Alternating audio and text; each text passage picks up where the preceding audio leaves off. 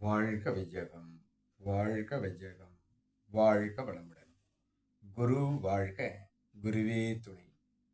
அருள்நிதி பேராசிரியர் அன்பழகன் திருவண்ணாமலை. அனைத்து அன்புள்ளங்களுக்கும் வாழ்க வளமுடன். குருவின் நினைவில் நின்று இன்றைக்கு என்னுள் எழுந்த கவி ஒன்றை பதிவு செய்கிறேன். இக்கவியின் தலைப்பு சித்திக்கும் உண்மை நெறி என்ற தலைப்பிலே இக்கவி வந்திருக்கிறது. 21/4/25. காந்தத்தை தெளிவாய் ஆக்கி கந்தனாகு, கருப்பொருளை திணிவு செய் கடவுளாக்கு, கருமையம் தூய்மை செய் புனிதமாக, கடும்பற்றை ஈகையாக்கி கருணையாக்கு,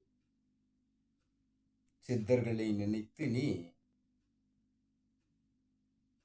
சிந்தையை திணிவாக்கு, சித்தர்களை நினைத்து நீ சிந்தையை திணிவாக்கு, சீர்காந்த நிலை விளங்கியே சித்தி பெறு, சீர்காந்த நிலை விளங்கியே சித்தி பெறு, சிறப்புகள் சேரும் சித்திக்கும் உண்மை நெறி, சிறப்புகள் சேரும் சித்திக்கும் உண்மை நெறி, சிவமும் உயிரும் மனமாகும் சச்சித் அனந்தமே வாழ்க வளமுடன். காந்தத்தை திணிவு செய்ய வேண்டும். எவ்வாறு என்று பார்த்தால், அகத்தவம் ஏற்று திணிவு செய்யலாம். தவம்தான் நம்முள் ஆற்றலை தேக்குவது. அதுவே ஜீவகாந்த திணிவு என்று குரு கூறியிருப்பதை சிந்திக்கலாம். அவ்வாறு நாம் கூட்டிக் கொண்டால் நமக்கு முருகன் வைத்திருப்பது வேல், அறிவு, மூளை செல்கள் வெகுவாக கூடி நிற்கும். அறிவார்த்தமாக எதுவொன்றையும் செய்வதாக நம்மை மாற்றும் இந்த காந்தம். இந்த காந்தத்தை நேரடியாக நாம் பெறுவதற்கு குரு அவர்கள் தீப பயிற்சி, ஜீவகாந்த பெருக்க பயிற்சி கொடுத்திருக்கிறார். இதை செய்து அந்த கந்தன் என்று சொன்னால் அழகு, அறிவு இரண்டும் சேரும். கருப்பொருளை தெளிவாய் கடவுளார், கருப்பொருளாக கூடிய அந்த இறைவனை இறைநிலையோடு எண்ணத்தை கலக்கவிட்டு எது ஒன்றை நாம் நினைக்கிறோமோ அதுவாக மாறுவோம் என்பதை நாம் புரிந்து கொண்டு இறைவனாகவே நம்முள் இருப்பதாக பாவிக்க வேண்டும். கடவுளை நாம் அந்த கருப்பொருளை எப்போதும் நினைவில் இருத்த வேண்டும். கருமையத்தை தூய்மை செய்து புனிதமாக வேண்டும்.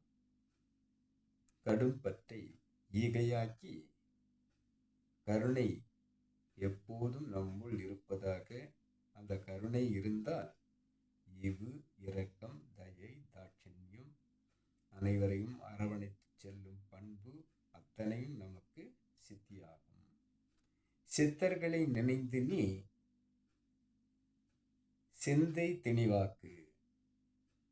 சித்தர்கள் எவ்வாறு வாழ்ந்து சென்றிருக்கிறார்கள், வாழ்ந்து கொண்டிருக்கிறார்கள், ஜீவசமாதியில் அமர்ந்து கொண்டிருக்கிறார்கள், உலக மக்களுக்கு நலம் பாவித்துக் கொண்டிருக்கிறார்கள் என்பதை நாமும் அவ்வாறு மாறி அனைத்து மக்களும் நலம் பெற வேண்டும் என்று நம் கருத்தில் இருத்த வேண்டும்.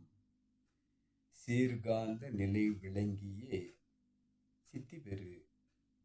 எந்த அளவுக்கு இந்த காந்த சேமிப்பு அந்த கரைந்த இறைவன் நம்முள் உரைகிறானோ அந்த அளவிற்கு நமக்கு அனைத்து ஐஸ்வர்யங்களும் சித்தி பெறும் என்பதை இந்த சிறப்புகள் நம்முள் சேரும்போது, சிறப்புகள் சேரும் சித்திக்கும் உண்மை நெறி, உண்மை நெறியாக இருப்பது அந்த இறைத்தன்மை தான். அந்த இறைத்தன்மை நமக்குள் சித்திக்கும். அவ்வாறு சித்தித்த போது சிவம் வேறு, உயிர் வேறு, மனம் வேறு அல்ல. சத் சித் அனந்தமே. சத்தென்று இருந்தது சிவம், சித்தாக மலர்ந்தது உயிர். அனந்தமாக, பேரின்பமாக, பேரின்ப கழிப்பாக, பேரானந்தமாக உணர்வது மனமாகிறது. ஆக சிவம் வேறு, உயிர் வேறு, மனம் வேறா? இல்லை. சச்சித் ஆனந்தம், சச்சிதானந்தமே என்று வருகிறது. ஆக இந்த உண்மை நெறியை நமக்கு சித்தியாக்க வேண்டும் என்று சொன்னால் இந்த அளவிலே நாம் பயிற்சிகள் எடுத்து பழகிக்கொண்டு வந்தாலே போதும் என்பதாக குருவின் நினைவாக இந்த கவியை பதிவு செய்திருக்கிறேன். அனைத்து அன்புள்ளங்களுக்கும் வாழ்க வளமுடன்.